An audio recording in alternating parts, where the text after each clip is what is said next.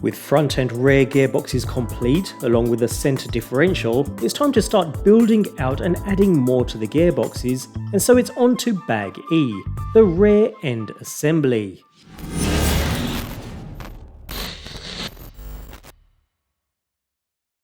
With this bag we are looking at the rear assembly, so we'll need to work with the rear gearbox section we've built from the previous bag, and with that to hand we can go ahead and empty the contents of Bag E. In this bag we have the rear arms, and just like the EB48 2.0 buggy, they allow a lot more adjustment to your static toe, the height of the hub, and they're still very rigid and of a higher quality too.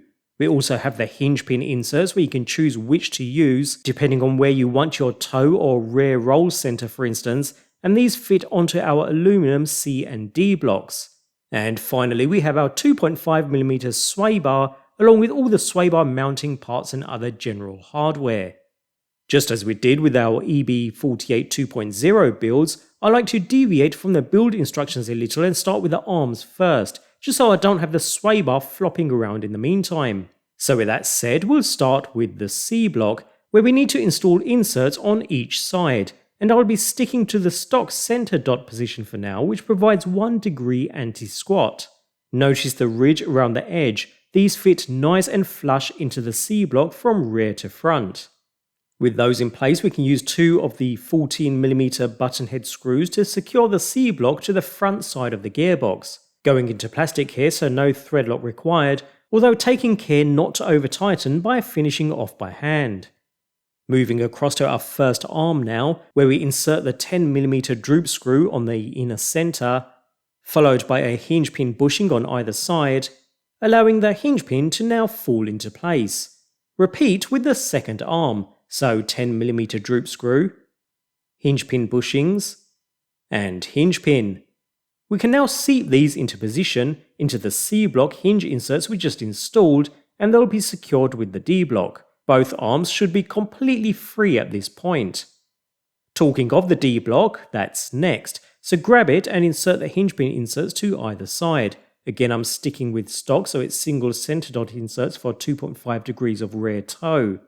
And then push the D block into place, taking care to capture the hinge pins while doing so, before securing into position with a single 10mm button head screw. And that's our arms installed. Notice how free these are, no reaming required at all. Okay, so now we can concentrate on installation of the sway bar. Start by inserting the 2 bearings into the rear of the gearbox, before feeding the sway bar through, and then insert a sway bar screw mount onto each end and down towards the bearing. Note that the collar end faces towards the bearing. After which we can insert set screws into both. Don't tighten down just yet though. We need to make sure the sway bar is as centered as possible, so let's get the other ends into position first. To do that we need to grab our sway bar linkage and insert a pivot ball into each end, one with just the ball, and one end has a small collar. The Tekno shock tool comes in especially handy here. Repeat with the second linkage arm too.